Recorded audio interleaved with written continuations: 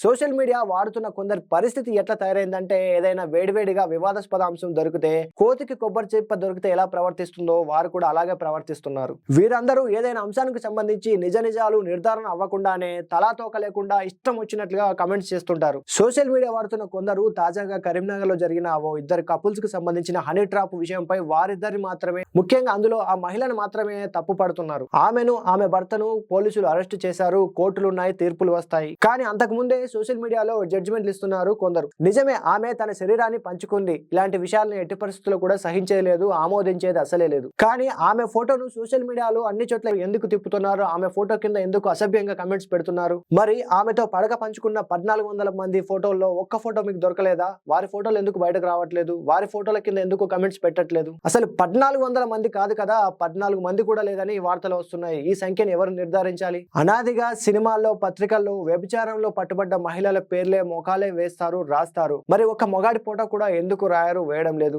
వ్యభిచారి పేరు మీదుగా వ్యభిచారం అనే పేరు వచ్చింది, కానీ వీటి పేరు మీదుగా ఆ పేరు ఎందుకు రాయలేదు మన పండిత పాత్రికేయులు? సెక్స్ కోసం తామే ఒక వ్యవస్థను ఏర్పాటు చేసుకుని ఆ నెపాన్ని స్త్రీ మీద నెట్టేసింది ఎవరు? ఈ హనీ ట్రాప్ విషయంలో ఆ మహిళ భర్తతో చెప్పి చేసినా చెప్పకుండా చేసినా ఎలా చేసినా అది ముమ్మాటికి తప్పే. మరి ఆమెతో తప్పులో పాల్గొన్న 1400 మంది సంగతి ఏమిటి? సొంత కుటుంబీకులను నమ్మిన జీవిత భాగస్వాములను వారు మోసం చేయలేదా? అయినా వీరంతా అమాయకుల, వారెట్లా బాధితులు అవుతారు? వారు కూడా నేరస్తులే. ఆ మహిళ ఏమైనా ఫోన్ చేసి పిలిచిందా? వీధిలో నిలబడి వలవేసిందా? ఆమె ట్విట్టర్ అకౌంట్ లో ఏమైనా ఇటువంటి ఆఫర్ పెట్టిందా? ఇప్పుడు బాధితులమని చెప్తున్న వారే కదా వెంటపడి ఆమె అక్రమ సంబంధంలోకి దూరింది. అసలు ఆమెతో ప్రైవేట్ చాట్ చేసేంత వరకు ఎందుకు వెళ్లారు? అలాంటి వారికి నష్టం జరిగితే ఎందుకు ఇంత రాద్ధాంతం చేస్తున్నారు? ఆమెను మాత్రమే నిందితులు ఎందుకు చూస్తున్నారు? బాధితులమని చెప్పుకుంటున్న వారిది కూడా తప్పు ఉంది కదా. నిజానికి ఈ వార్తను ఆమె ఫోటోతో పాటు షేర్ చేస్తున్న వాళ్ళందరినీ గమనించండి. వారికి కూడా ఆ తప్పు చేసే అవకాశం రాలేదని బాధపడే బాపతే కదా. మొన్ననే ఓ యువతి అత్యుత్సాహం కారణంగా చేయి తగిలిందని సోషల్ మీడియాలో ప్రచారం చేయడంతో వ్యక్తికి తీవ్ర అన్యాయం జరిగింది. ఆ అమ్మాయి వీడియో పెట్టగానే ఎవరికి ఇష్టం వచ్చినట్లు వాళ్ళు కమెంట్ చేశారు, షేర్ చేశారు, ఇష్టం వచ్చినట్లు మాటలు మాట్లాడారు. మరి